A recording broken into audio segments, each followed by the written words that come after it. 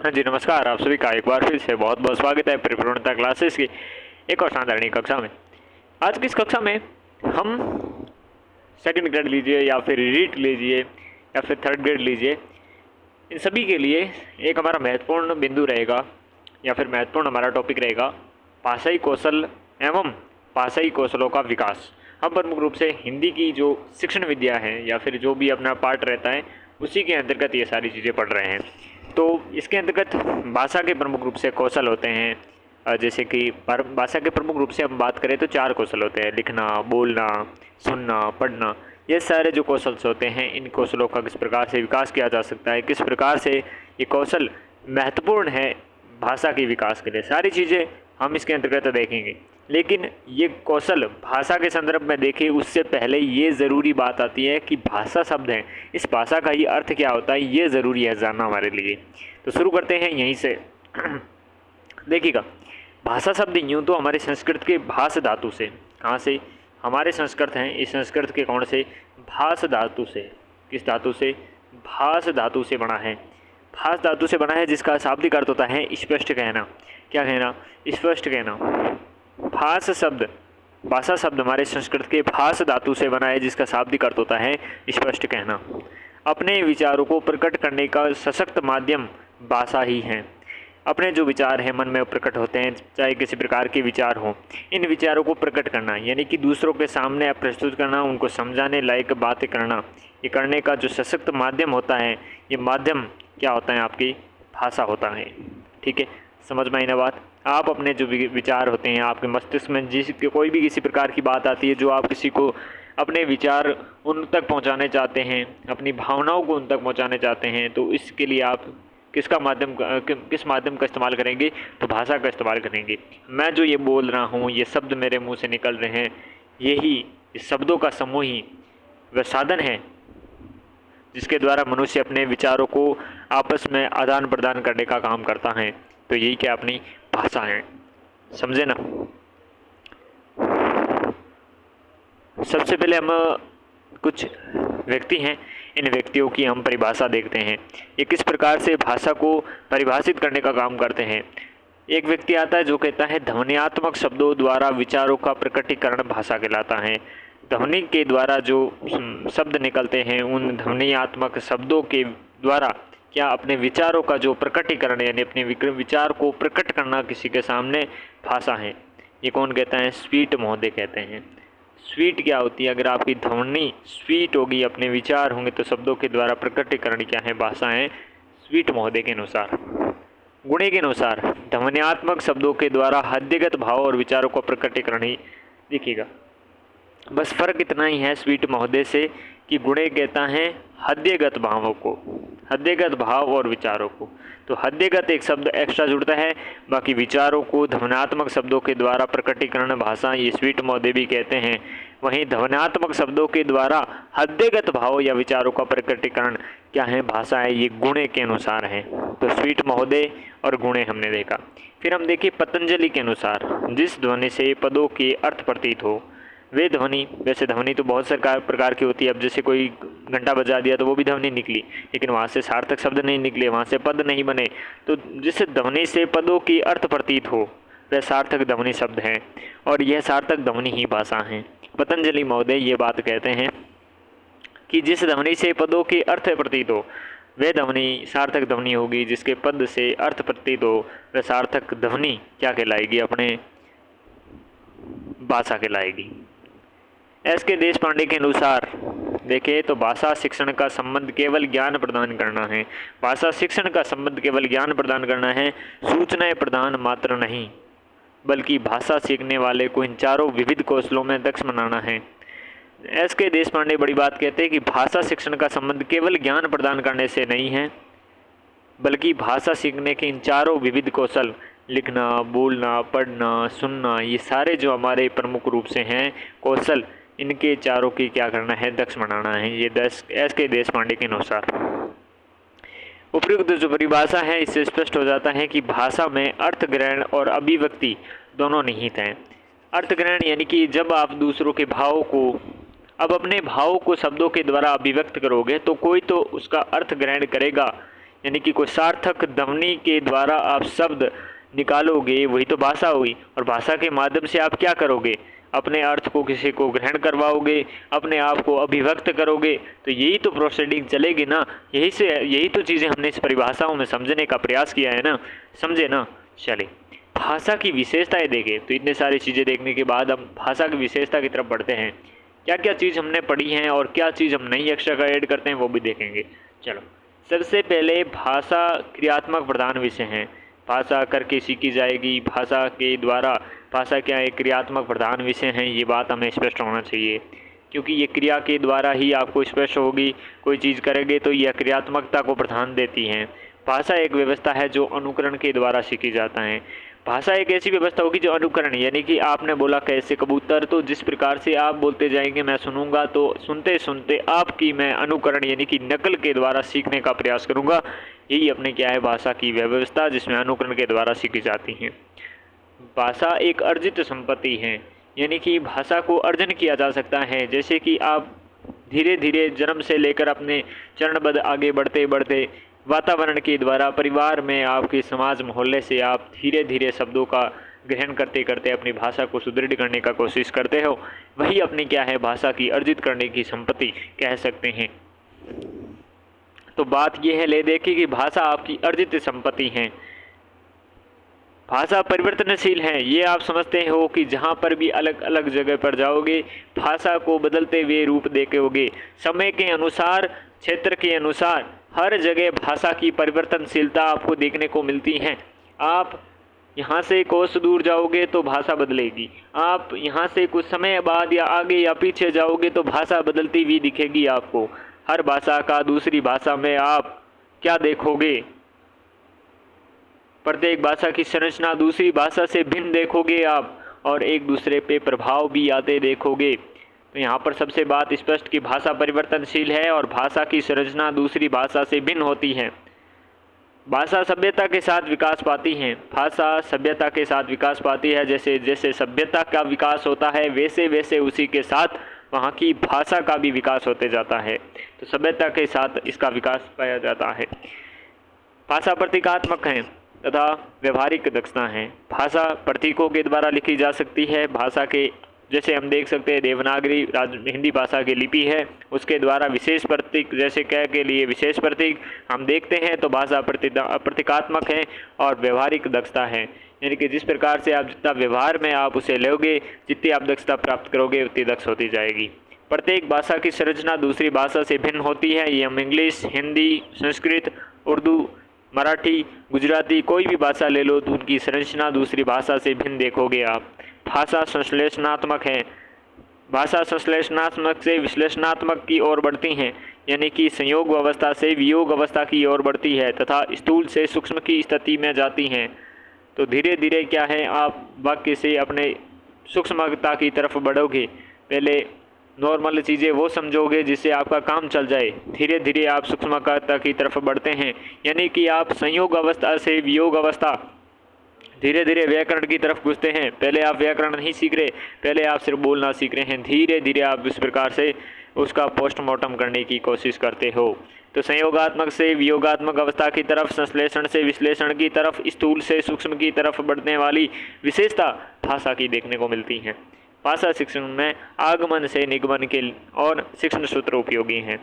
आगमन यानी कि उदाहरण के द्वारा, पहले उदाहरण फिर नियम, तो आगमन से निगमन की ओर शिक्षण सूत्र उपयोगी हैं। भाषा शिक्षण में आगमन विधि, आगमन से निगमन की ओर शिक्षण सूत्र आपके उपयोगी हैं।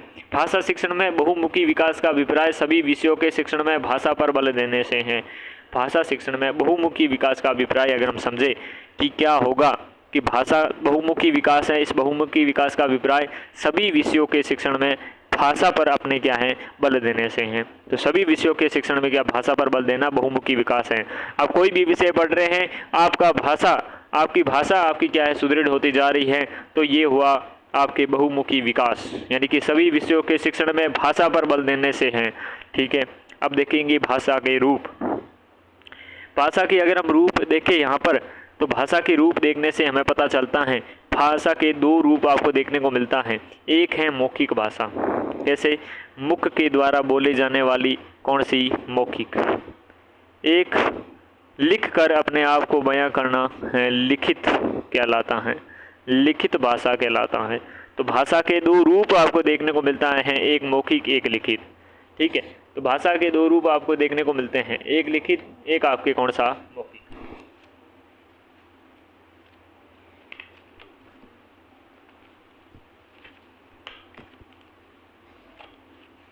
मौखिक भाषा के अंतर्गत हमने देखते हैं, देखो यहाँ पर मौखिक भाषा या लिखित भाषा दोनों ले लो, कोई भी लो। हम देखते हैं एक होता है भाषा का ग्रहण करना, एक होता है भाषा का अभिव्यक्त करना, यानी कि एक चीज़ दूसरों की भावनाओं को समझना, एक चीज़ होता है अपने भाव को दूसरों की तरफ प्रकट करना। तो यहाँ पर मौखिक में और लिखित में दोनों में भी ग्रहण पक्ष की और अभिव्यक्ति पक्ष की तरफ दो भागों में बंटेगा। देखिएगा, मौखिक भाषा में हम सुनेंगे क्यों, क्योंकि हम दूसरों की बातों को ग्रहण करना चाहते हैं, तो ग्रहण पक्ष होगा सुनना मौखिक भाषा का। हम बोलते हैं क्योंकि हमारी भावनाएं दूसरे तक प्रकट कर सके, इसके लिए आप अभिव्यक्ति पक्ष का आप इस्तेमाल करते हैं। तो ग्रहण पक्ष और अभिव्यक्ति पक्ष, सुनना और बोलना। वहीं अगर लिखित भाषा की देखें तो ग्रहण करने के लिए आप पढ़ने का प्रयास करेंगे, तो आप क्या है लिखा हुआ, ये लिखा हुआ है, ये लिखा हुए को आप पढ़ोगे, तो इस पढ़ोगे तो आप इसका अर्थ ग्रहण करोगे। ठीक है, पढ़ा क्या, लिखा हुआ पढ़ोगे। ओके ना, ये बात आपको ध्यान रखना है। लिखित भाषा के अंतर्गत अभिव्यक्त करना है तो आप लिखने का काम करोगे, कोई चीज़ समझाने के लिए, अपने भावों को प्रकट करने के लिए, अपने आप को अभिव्यक्त करने के लिए लिखने का सहारा लोगे। तो भाषा व्यवहारिक रूप से आपके मौखिक और लिखित दो भागों में बटी हुई है, मौखिक सुनना और बोलना में, लिखित आपके पढ़ना और लिखना में। भाषाई कौशलों एवं भाषाई कौशलों का विकास, भाषाई कौशल और भाषा कौशलों का विकास हम देखते हैं। कौशल शब्द कुशल शब्द से बना है, पर्याय होता है दक्षता या प्रवीणता। आप किसी चीज़ में कितने कौशल हैं, यानी कि किसी चीज़ में दक्ष हैं या प्रवीण हैं, ये शब्द आपके पर्याय देखने को मिलते हैं इनके।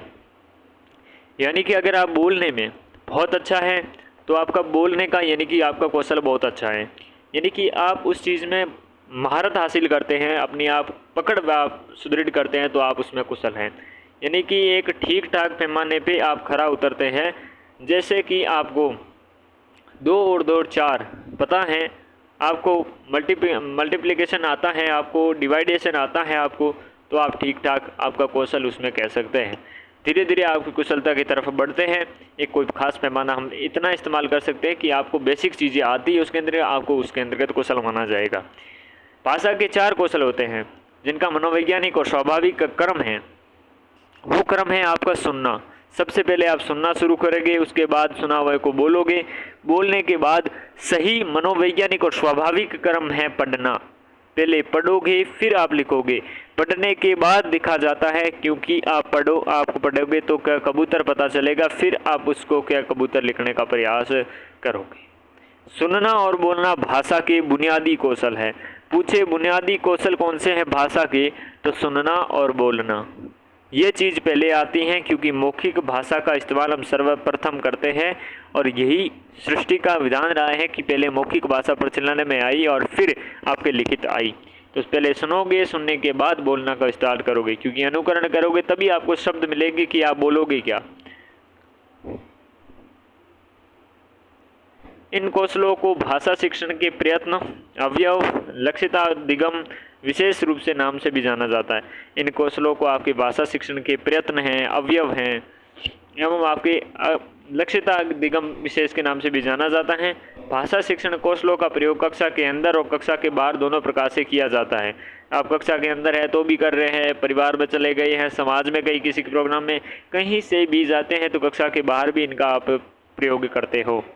क्यों आप जाकर कहीं बोलते नहीं हो क्या, कहीं जाकर आप कोई लिखा हुआ पढ़ते नहीं हो क्या, हर चीज़ आप करते हो ना भाई साहब। इन भाषा कौशलों का विकास प्राथमिक स्तर 5वीं कक्षा तक पूर्ण हो जाना चाहिए। भाषा सीखने का सर्वोत्तम समय आपके 6 से 9 वर्ष तक होना चाहिए। दोनों ही इम्पोर्टेंट, वेरी वेरी इंपॉर्टेंट लगा दो, दोनों बात इंपॉर्टेंट है कि प्रारंभिक कक्षा 5वीं तक आपकी क्या है, सारे में आपकी चीज़ें क्लियर होनी चाहिए, पूर्ण आपका विकास हो जाना चाहिए कौशलों में। और 6 से लेकर 9 वर्ष तक की जो आयु होती हैं, ये आपके होती हैं सर्वोत्तम समय भाषा सीखने का। Golden period of the learning the language 6 to 9 years. Okay. और 5th क्लास आपकी तक प्रारंभिक स्तर तक भाषा कौशलों का विकास पूर्ण हो जाना चाहिए। डन है, ठीक है। भाषा शिक्षण में वर्ण एवं शब्दों का शुद्ध उच्चारण, शब्दों के शुद्ध वर्तनी की शिक्षा इसी वायु वर्ग को दी जाती है। तो भाषा शिक्षण में वर्ण है, शब्द हैं, इनका शुद्ध उच्चारण है, शब्दों की शुद्ध वर्तनी है, शिक्षा इसी आयु में वर्ग में दी जाती है। भाषा कौशल का मुख्य उद्देश्य भाषा दक्षता का विकास करना है। भाषा कौशल है, इसका मुख्य उद्देश्य यही है, भाषा दक्षता का विकास करना। भाषा में दक्षता हो, इसकी विकास हो, इसे भाषा कौशल का मुख्य उद्देश्य यही है। भाषा के प्रमुख रूप से कौशलों का विकास देखते हैं। भाषा कौशलों का विकास देखो, सुनना, बोलना, पढ़ना और लिखना, ये प्रमुख रूप से आपके कौशल देखने को मिलते हैं। सबसे पहले सुनने की बात करें, सुनकर अर्थ ग्रहण करना भाषा का कहलाता है सुनना कौशल। बोलकर विचार प्रकट कर रहे हो तो आपका कौशल बोलना डन है। अगर आप पढ़कर अर्थ ग्रहण कर पा रहे हो तो भाषा का आपके पढ़ना कौशल आपका डन है। वही लिखकर विचार प्रकट करना, लिखने का भाषा कौशल विकास डन है।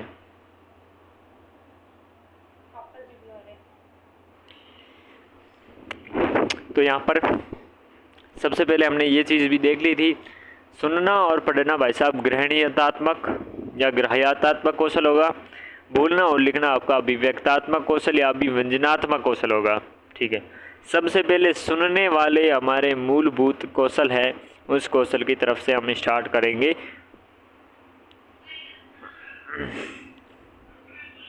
सुनना या श्रवण कौशल, मुख्य उद्देश्य सुनकर अर्थ ग्रहण करना। क्या चीज़?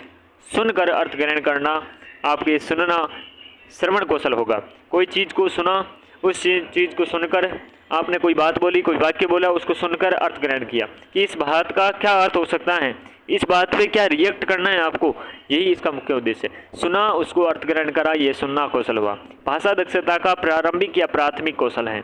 सबसे पहले आप कोई चीज़ सीखते हैं तो वो है सुनना। कैसे सुनना? उसको अर्थ ग्रहण करते हुए सुनना। सभी कौशलों की आधारशिला, नींव कह सकते हैं सुनना। श्रवण कौशल का आधारभूत तत्व है। श्रवण कौशल का श्रवण है, सुनना है, ये कौशल का आधारभूत तत्व है। सुनते समय धैर्य और एकाग्रचित्तता, जो श्रवण कौशल है इसका आधारभूत तत्व है। मैं कह चुका हूँ कि आप उस समय क्या धैर्य और एकाग्रचित्त रूप से सुन रहे हैं। क्या आपका ध्यान वहाँ है जहाँ से ध्वनि निकल रही है सार्थक शब्दों के साथ में?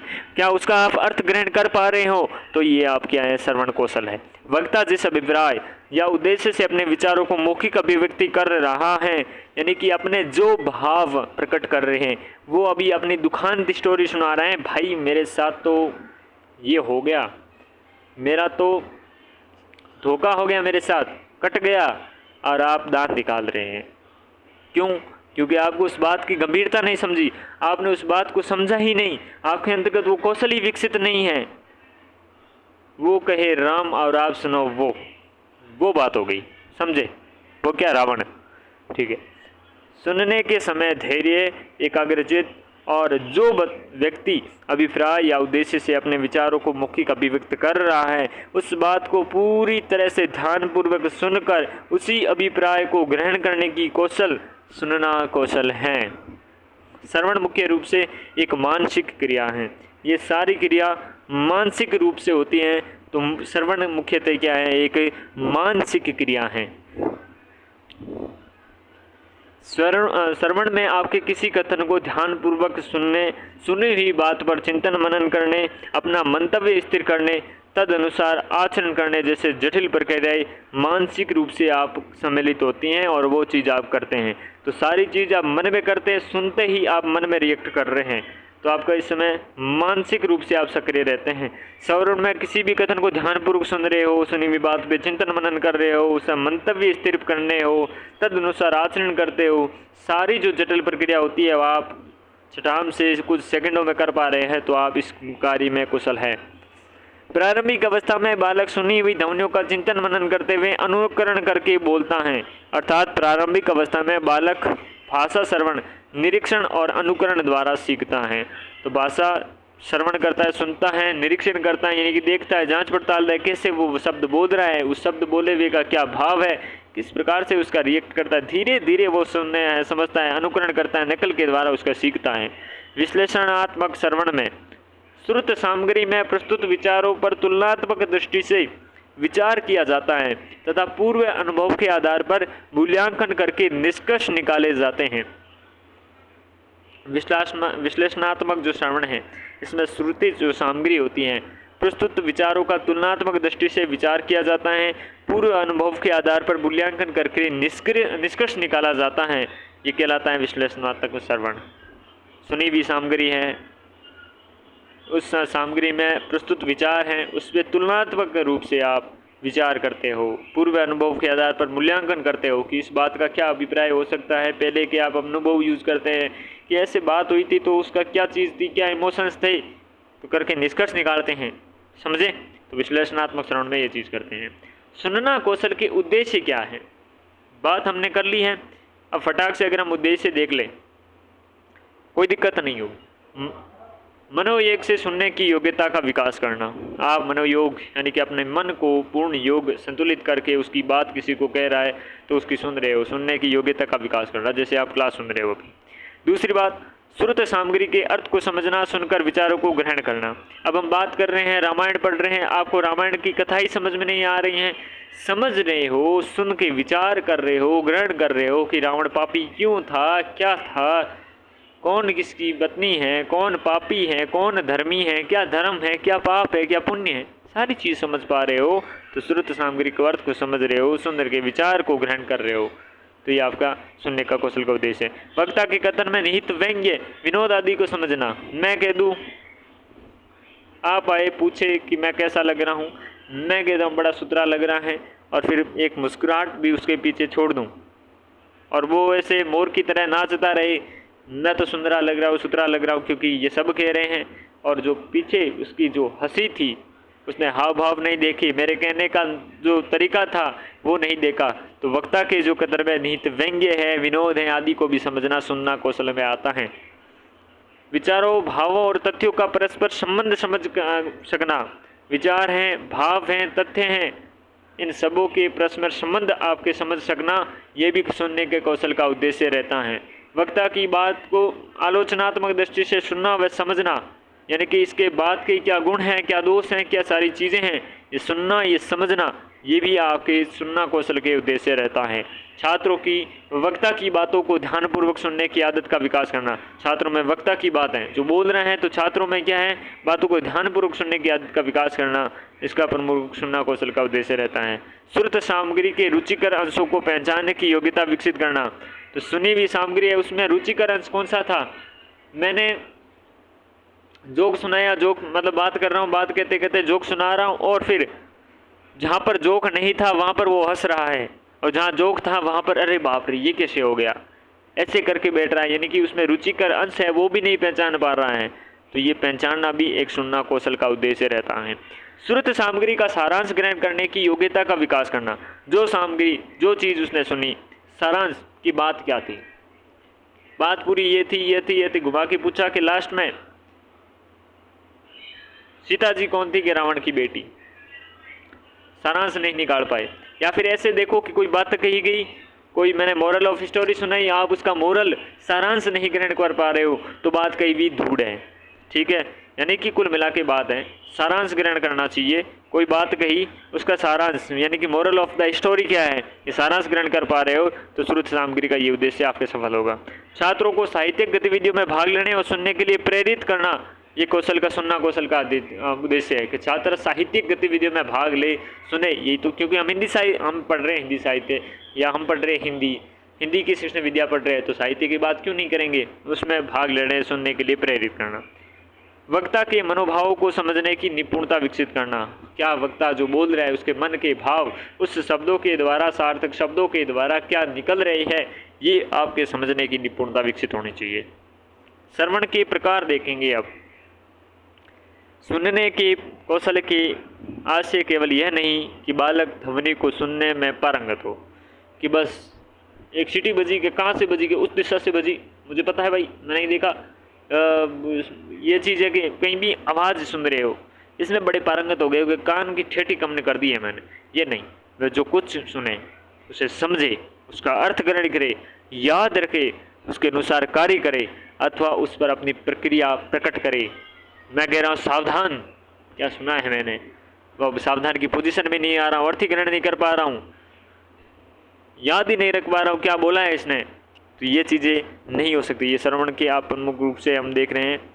प्रक्रिया प्रकट करे, श्रवण इन अपेक्षाओं के आधार पर श्रवण प्रक्रिया के निम्नलिखित प्रकार देखेंगे। निम्नलिखित प्रकार कौन कौन से श्रवण प्रकार देखेंगे? देखो, अवधानात्मक श्रवण बहुत महत्वपूर्ण है। एग्जाम में क्वेश्चन आता है कि श्रवण प्रकार, श्रवण के प्रकार, श्रवण कौशल के प्रकार।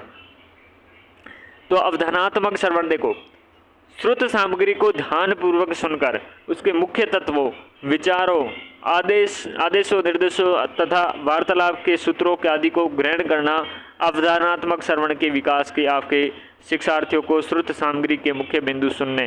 देखो, अवधानात्मक श्रवण से ऐसे हैं जो सुनी हुई सामग्री उसे ध्यानपूर्वक सुनकर, श्रुत सामग्री है उसको ध्यानपूर्वक सुनकर उसके मुख्य तत्व हैं, विचार हैं, आदेश निर्देश हैं, वार्तालाप के सूत्र हैं आदि को क्या है, ग्रहण करना। तो मुख्य जो विचार होते हैं, तत्व होते हैं, उनको ग्रहण करना अवधानात्मक, यानी कि देखते सुनते का अनुभव गया, आदेश निर्देश वार्तालाप के सूत्र क्या विचार है, क्या तत्व है, सारे समझ आदि ग्रहण करना अवधानात्मक तत्व आपके श्रवण के अलावा है। अवधानात्मक श्रवण के विकास के लिए शिक्षार्थियों की श्रुत सामग्री के मुख्य बिंदु सुनने के लिए कहा जाता है अथवा उन्हें श्यामपट्ट पर या कॉपियों में लिखने के लिए कहा जाता सकता है। अवधानात्मक श्रवण, रसात्मक श्रवण व विश्लेषणात्मक श्रवण की आधारशिला है। अवधारणात्मक जो श्रवण है, ये रसात्मक श्रवण और आपका जो विश्लेषणात्मक श्रवण है, इन दोनों श्रवणों का आधारशिला है। कोई बात को सुनते ही आपके कान खड़े हुए, आप उसके विचार है, उसके तथ्य हैं, उनको समझे, ये चीज़ आपकी अवधानात्मक क्या है, श्रवण है। और यही अवधानात्मक श्रवण रसात्मक श्रवण और विश्लेषणात्मक श्रवण की प्रमुख आधारशिला का काम करते हैं। रसात्मक श्रवण क्या होगा? उचित स्वराघात एवं अनुतान, उपयुक्त गति, भाव भंगिमा, लहजे के साथ सुनाई गई या पढ़ी गई सामग्री को श्रोतों के द्वारा आनंदभूति करना रसात्मक श्रवण।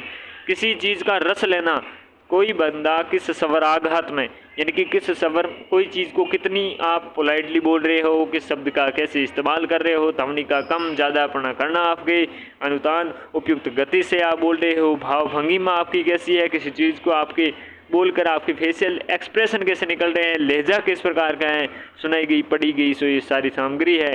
जब श्रोता सुनता है उसका आनंद अनुभूति करता है, यानी कि वैसा का वैसा वो फील करे, जैसा फील वक्ता बोलते वक्त कर रहा है, जो उसके आपकी फीलिंग्स है उनको वो समझे, रस का अनुभव करे, तो रसात्मक श्रवण कहलाता है। भाषा शिक्षण में रसात्मक श्रवण योग्यता के विकास के लिए कविता सर्वोत्तम साधन है, क्योंकि कविता में हम रस की अनुभूति करते हैं। तो भाषा शिक्षण में रसात्मक श्रवण योग्यता के विकास के लिए कविता सर्वोत्तम साधन है। नेक्स्ट है विश्लेषणात्मक श्रवण। इसमें श्रोता श्रुत सामग्री में प्रस्तुत विचार, भाव आदि पर तुलनात्मक दृष्टि से विचार करता हुआ अपने पूर्व अनुभव के आधार पर उनका मूल्यांकन करता है। तो विश्लेषण का मतलब क्या है कि बात ने पूरी आमने खोलनी, यानी कि श्रोता जो श्रुत सामग्री है, प्रस्तुत विचार हुए, भाव हुए आदि पर तुलनात्मक दृष्टि से विचार करता है।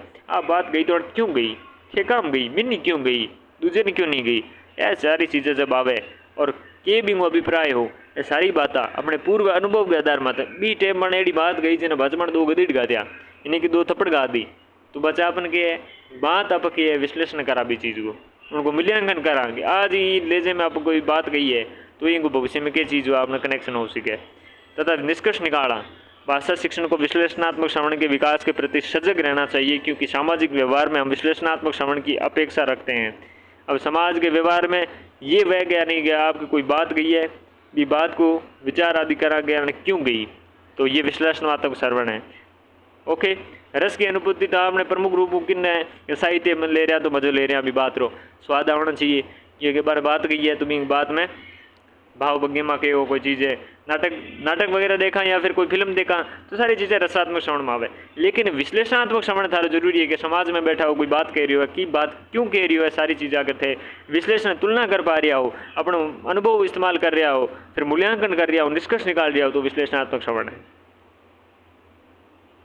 श्रवण के इन तीनों रूपों में श्रवण के इन तीनों रूपों के शैक्षणिक उद्देश्यों में अंतर होने के कारण कुछ शिक्षा शास्त्रियों का सुझाव है कि अवधानात्मक श्रवण तथा रसात्मक श्रवण हेतु किए गए आपके सस्वर वाचन के समय केवल वाचक के हाथ में ही पुस्तक हो, श्रोता ध्यानपूर्वक सुनता रहे, तभी वे सस्वर वाचन की विशेषताओं की अनुभूति कर सकेंगे। वह तीनों रूपों को शैक्षणिक उद्देश्यों में अंतर होने के कारण कुछ शिक्षा शास्त्रियों को सुझाव है कि अवधानात्मक श्रवण और रसात्मक श्रवण हेतु किए गए सस्वर जो वाचन है, कोई कविता भी चल रही है उस समय आप केवल वाचक के हाथ में, जो को पढ़ रही पूरे हाथ में पुस्तक होनी चाहिए, श्रोता ध्यानपूर्वक सुन रहे और वे सस्वर वाचन विश्लेषण विशेषताओं की अनुभूति कर सके। अगर वो किताब देवड़ू बैठो रहे तो भी नहीं, वो इंटरेस्ट नहीं लेगा, वो रसात्मक रस नहीं ग्रहण कर पाई बात को, ठीक है नहीं, बात में अवधान नहीं दे पा रही, जो बात कह रही है उन्हें सुन नहीं पाई, उन्हें समझ नहीं पाई, उन्हें तथ्य ग्रहण नहीं कर पाई, क्योंकि वो कहीं है आपने किताब में बागा फाड़ी, समझ गया। तो विश्लेषणात्मक श्रवण की स्थिति में शिक्षार्थी अवश्य ही वाचक के साथ साथ स्वयं भी पुस्तक से पढ़ता जाए, क्योंकि तभी वह विशेष सामग्री में वर्णित तथ्य विचार भाव आदि को पर समीक्षात्मक दृष्टि डाल पाएगा। विश्लेषणात्मक श्रवण की स्थिति में शिक्षार्थी अवश्य ही वाचक के साथ साथ स्वयं भी पुस्तक से पढ़ता जाए, क्योंकि तभी वह विषय जो सामग्री में वर्णित तथ्य है, विचार है, भाव आदि पर समीक्षात्मक दृष्टि डाल पाएगा। विश्लेषणात्मक तो काम ही हुई है कि कोई बात लिखुड़ी है तो भी ना नहीं बात को भी देखेगा, नहीं बात क्यों लिखुड़ी है, कोई चीज़ देखे तो भी ये शब्द की बनावटा क्यों है, क्या चीज़ है, तो सारा विश्लेषण करने वास्ते बात की जड़ खोदने वास्ते औजार होना जरूरी है गड़े, ठीक है नहीं, तो यही वास्ते विश्लेषणात्मक वास्ते किताब रख सका। साथ ही शब्द के सर्वे रूप के साथ उसकी वर्तनी का समझ जोड़ने से शब्द विशेष की उच्चरित और लिखित दोनों रूपों में परिचित होगा। बात के लिखुड़ी है, इस बात ने जो को शब्द है, ये शब्द ध्वनि के अनुसार वो लिखुड़ है, सही री बनावट है को है नहीं, और सारी चीज़ें इसके अंतर्गत आप देखा। तो अवधानात्मक श्रवण और रसात्मक श्रवण में किताब सुनना लगना नहीं होनी चाहिए, विश्लेषणात्मक में होनी चाहिए, ठीक है। सुनना श्रवण की आपके प्रमुख रूप से विधिया देखा आप देखो, सस्वर वाचन करा, एक तो यूँ आपने कही है सस्वर आप वाचन चलता है तो उससे क्या है, अपना दिमाग में बातें आएगी, कान में घुसेगी और सही हम क्या है सुनने के लिए काबिल होंगे। कहानी कहना और सुनना ये चीज़ें कॉमन देखने को मिलेगी हर वह सुनने। अब जैसे कि अब हम बोलने वाले में पढ़ेंगे तो कहानी कहना उसमें भी आएगा, तो कहानी कहना सुनना ये भी आपकी सुनने की क्या है, श्रवण करने की जो आपकी क्या काबिलियत को बढ़ाएगा। वाद विवाद चल रहा है तो उसमें भी आप सामने वाले को फैक्ट सुनोगे, ध्यानपूर्वक सुनेंगे, उसका अर्थ निकालोगे, क्योंकि वापस जवाब भी देना है ना। पाठ्य सहगामी क्रियाएं हैं, ठीक है, खेल खिला दोगे, नल नीर खिला दोगे, आपके गए नल कहते हैं, नीर कहते हैं, कोई गेम है तो उस गेम में आप ध्वनि का इस्तेमाल करते हैं, उसका अर्थ ग्रहण करते हुए आप चीज़ें कर रहे हो। प्रश्नोत्तरी विधि है, मैं प्रश्न आपको पूछ रहा हूँ, आप जवाब दे रहे हो, तो उसके लिए आप सुनोगे, पहले सुनोगे, उसका अर्थ ग्रहण करोगे। मैं पूछूँगी देश के प्रधानमंत्री कौन आपके हो, अशोक डिंडा, तो आपने प्रश्न सुना ही नहीं, तो इसका क्या ज़रूरी है, और उसका भावार्थ नहीं ग्रहण किया। एक तो आपने सुना नहीं, क्योंकि आप सोच रहे हो मैं किस क्रिकेटर का पूछ रहा हूँ तो आप अशोक डिंडा कह रहे हो, मैं पूछ रहा हूँ प्रधानमंत्री कौन है, भले ही आपको पता है फिर भी आप सुन सही नहीं रहे हो, इसलिए मैं प्रश्नोत्तरी विधि में भी आपके सुनना ज़रूरी है। श्रुत लेख मैं बोलूँगा, आप लिखोगे तो भी क्या है, ये सुनना शिक्षण विधियों के अंतर्गत आएगा। अब श्रुत लेख में अंतर्गत लिखना भी आता है, लिखने के लिए भी यही विधि इस्तेमाल करेंगे। आदेश निर्देश हैं, अब आदेश दे रहा हूँ, निर्देश दे रहा हूँ, उसके अंतर्गत ये भी है। और खेल प्रणाली तो हमने बात करी है। श्रवण कौशल के विकसित करने के साधन कौन कौन से हैं, तो साधन तो अपने परिजन है, क्योंकि घर का बोल करें। गुरु मुख है, गुरु मतलब शिक्षक रहे, मुँह कोई बात निकले आए मुंडे मुँह, तो लोग बच्चा सुन ही, तो ये कहीं है आपके श्रवण कौशल विकास हो, तो गुरु मुख यानी कि गुरु मुँह आप रे के साधन है। परिजन यानी कि घर का बोलने में। वाद विवाद, प्रश्नोत्तर, प्रश्न और उत्तर बहनी, देखो प्रश्न और उत्तर वो भी एक साधन है, वाद विवाद भी साधन है।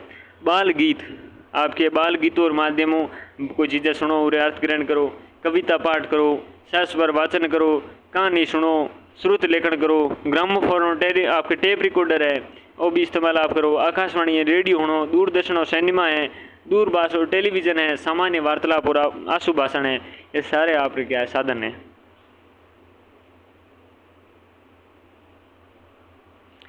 आकाशवाणी कार्यक्रम, दूरदर्शन कार्यक्रम, सामूहिक वृहद बाल सभा आदि आपकी क्या है कक्षेतर कार्यक्रमों के द्वारा श्रवण कौशल को विकसित किया जाता है। आकाशवाणी कार्यक्रम, दूरदर्शन कार्यक्रम, सामूहिक वृहद बाल सभा आदि आपके कक्षेतर कार्यक्रमों के द्वारा श्रवण कौशल को विकसित किया जाता है। उच्च प्राथमिक स्तर पर बालकों के लिए आदर्श पठन, विषय सामग्री पर प्रश्न पूछना, विविध आप देखो उच्च प्राथमिक स्तर है, एक प्राथमिक एक उच्च प्राथमिक, तो उच्च प्राथमिक स्तर मत है बालकों के लिए आदर्श पठन, विषय सामग्री पर प्रश्न पूछनो, विविध आपकी प्रतियोगिता का आयोजन करानो, कहानी, नाटक, बाल कार्यक्रम सुनानो, बच्चों के आपने बैठने रो आसन ठीक करनो इत्यादि गतिविधियों के श्रवण कौशल के विकास के लिए होती है। ठीक है ना। उच्च स्तर पर बात कर रहे हैं, उच्च प्राथमिक स्तर पर आदर्श पठन हो गया, विषय सामग्री पर प्रश्न पूछना हो गया, विविध प्रतियोगिता आयोजित करानी, कहानी सुनानी, नाटक, बाल कार्यक्रम सुनानो आदि, बच्चों के बैठने का आसन ठीक करना इत्यादि की गतिविधियां आप विकास करना। ठीक है ना। श्रवण कौशल रे विकसित करने की सबसे उपयुक्त प्रणाली खेल प्रणाली है। कोई बात पूछे कि श्रवण कौशल बारे विकसित करने वास्ते सबसे उपयोगी प्रणाली कौन सी है, तो खेल प्रणाली है। खेल के माध्यम में ज्यादा नहीं बच्चों सक्रिय रहे और इन वजह खेल श्रवण कौशल वजह विकसित हो जाए कि खेल प्रणाली वजह। तो सबसे इंपॉर्टेंट बात आई है कि श्रवण कौशल विकसित करने सबसे उपयुक्त प्रणाली कौन सी है, खेल प्रणाली है। तो ये कक्षा में तो नहीं, अगली कक्षा में और कौशल पढ़ा, तब तक के लिए नमस्कार। हाँ।